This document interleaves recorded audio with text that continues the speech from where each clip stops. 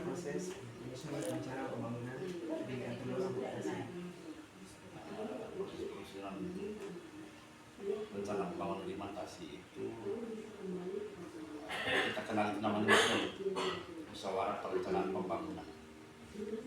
Sebelum sampai di pelaksanaan musyawarah tingkat kelurahan itu, Menurut Pak Karolus Patikaha, proses perencanaan pembangunan di Mentasi disebut dengan musrembang. Proses ini diawali dengan musyawarah di tingkat RT untuk menetapkan skala prioritas yang akan diusulkan ke musyawarah tingkat kelurahan.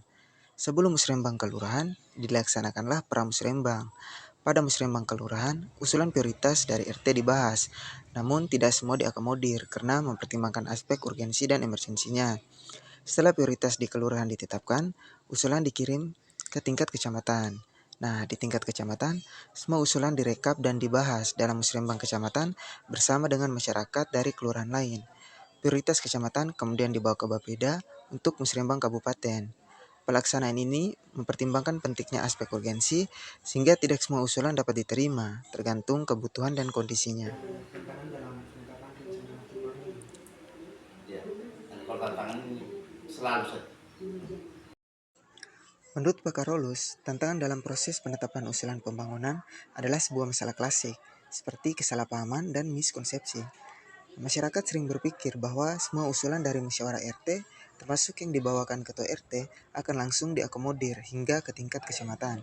Padahal, tidak semua usulan dapat diterima karena ada prioritas lain yang lebih penting atau mendesak.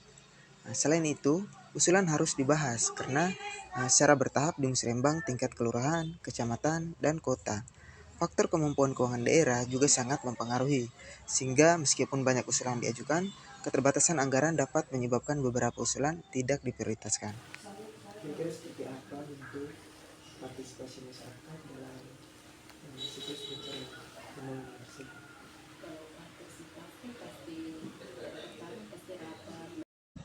Menurut Ibu Marsiana, partisipasi yang utama adalah rapat untuk survei lokasi agar memperoleh data di kelurahan untuk dapat dilakukan dalam bekerjasama dengan pihak kelurahan, RT RW, atau tokoh masyarakat. Bagaimana mekanisme pengembangan pelaksanaan?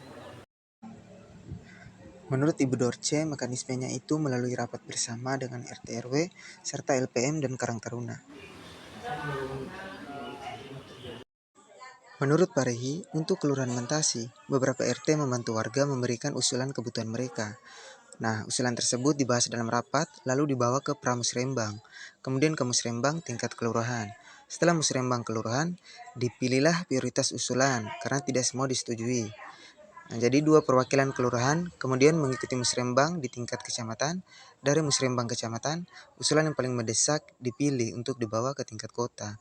Data usulan yang diterima akan dikirimkan ke Bapeda untuk tindak lanjut dalam musrembang kota yang menentukan program sesuai kebutuhan Kelurahan Mantasi. Bagaimana proses penyusunan?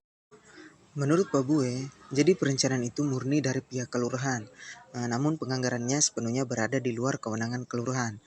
Kelurahan hanya berperan dalam mengusulkan rencana pembangunan secara umum, contohnya seperti pembangunan jalan atau fasilitas kelurahan beserta volumenya. Penganggaran ditentukan oleh dinas terkait, misalnya Dinas PUPR Kota Kupang. Jadi tim dari dinas yang bersangkutan kemudian melakukan peninjauan lapangan untuk menghitung kebutuhan anggaran. Kelurahan tidak memiliki kewenangan dalam proses penganggaran tersebut.